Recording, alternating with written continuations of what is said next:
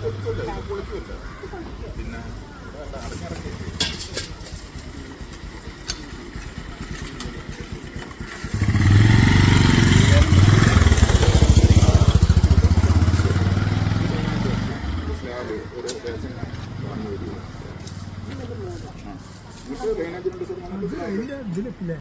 Hello, good morning. Ratheesh Parappanangadi.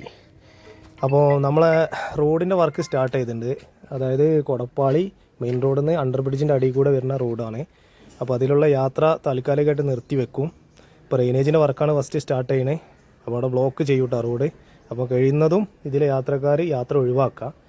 ഈ വാരിക്കൈയും കൂടി എടുത്തു കഴിഞ്ഞാൽ അപകടം കൂടും ബൈക്ക് വരികയാണെങ്കിൽ.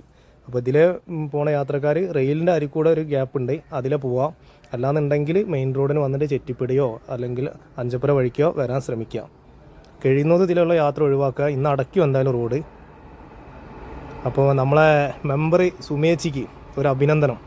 എത്രയും പെട്ടെന്ന് റോഡിൻ്റെ വർക്ക് സ്റ്റാർട്ട് ചെയ്തു. എൻജിനീയർ ഉണ്ട് പരപ്പനങ്ങാടി, അദ്ദേഹമൊക്കെ വന്ന് ഒരുപാട് ക്ലാസ്സും കാര്യങ്ങളും ഒക്കെ ഇവിടെ കൊടുക്കുന്നുണ്ട്. അപ്പോൾ നമ്മളെ ഉണ്ണിയേട്ടനാണ് വർക്ക് എടുക്കുന്നത്. വർക്കൊക്കെ നല്ല രീതിയിൽ പോകുന്നതാണ് നമ്മളെ വിശ്വാസം. അപ്പോൾ റെയിനേജാണ് മെയിനായിട്ട് ഞങ്ങൾക്ക് ഇവിടെ വേണ്ടത്. വെള്ളത്തിന് ഒരുപാട് പ്രശ്നങ്ങൾ വരും. അപ്പോൾ ഓക്കെ, താങ്ക് യു.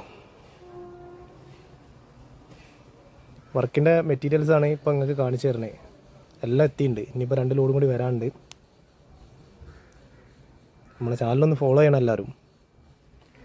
പിന്നെ ഞാൻ നമ്മളെ എൻജിനീയർ സാർക്ക് ഒരു അഭിനന്ദനം ഒന്നും കൂടി അറിയിക്കുകയാണ്.